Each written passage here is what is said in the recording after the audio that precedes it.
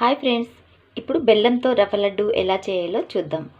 ఒక పాన్ పెట్టుకుని దాంట్లో 1 స్పూన్ వరకు నెయ్యి వేసుకున్నాను.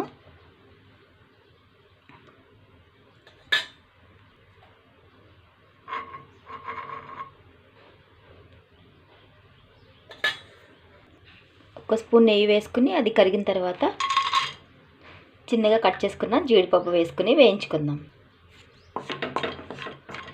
పంచదారతో కాదండి, బెల్లంతో ఇలా రవ్వ లడ్డు చేసుకుంటే చాలా టేస్ట్ ఉంటాయి. మీరు కూడా ఇలా ట్రై చేయండి. జీడిపప్పు ఎగుతుంది, రెడ్గా అయిన తర్వాత తీసి పక్కన పెట్టుకుందాం. జీడిపప్పు పక్కన పెట్టుకుని మళ్ళీ 1 స్పూన్ వరకు నెయ్యి వేసుకొని కరిగించుకొని దీంతో 2 కప్పుల వరకు నేను పిండి తీసుకున్నా. ఇదిగోండి, 2 కప్పుల వరకు రవ్వ తీసుకుని ఇలా వేయించుకోవాలి.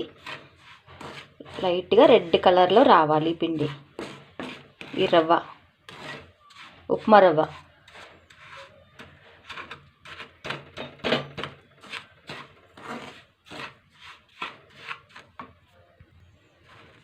రవ్వ వేగి మంచి స్మెల్ వస్తుంది కదా, స్మెల్ వచ్చినప్పుడు ఇలా తీసేయాలి. బాగా మాడనివ్వకూడదు. బాగా మాడితే రవ్వ లడ్డు అనేది టేస్ట్ పోతుంది.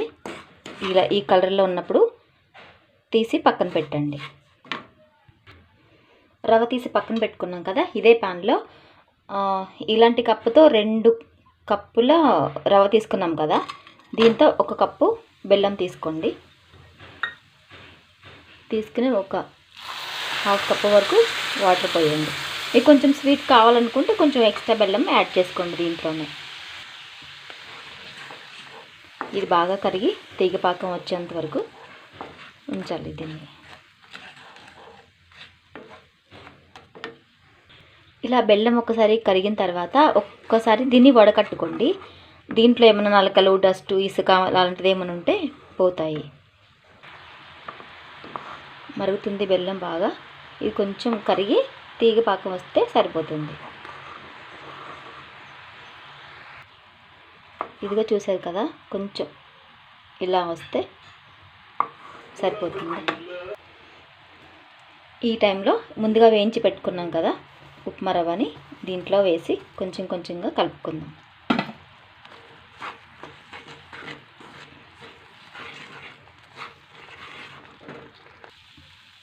బెల్లం మొత్తం పిండికి పీల్చుకుంది. ఇప్పుడు ముందుగా వేయించి పెట్టుకున్న జీడిపప్పు వేసాను దీంట్లో. మళ్ళీ ఒకసారి కలుపుకొని అలా కలుపుకొని ఒకసారి మూత పెడదాం. మూత పెట్టి స్టవ్ ఆఫ్ చేసి ఒక 5 మినిట్స్ అలా ఉంచేయండి. కొంచెం సేపు అయినాక మూత తీసిన తర్వాత ఇదిగో ఇలా అయ్యింది. కొంచెం ఇలా గోరువెచ్చగా ఉన్నప్పుడే ఉండలు చుట్టుకోండి, లేకపోతే గట్టిగా అయిపోతుంది. కొంచెం ఇలాచీ పౌడర్ కూడా వేసుకోండి దీంట్లో. ఇలా తీసుకుని మీకు ఎంత సైజు కావాలో అంత సైజు చేసుకోండి. ఇలా చిన్న లడ్డూలు చేసుకోండి.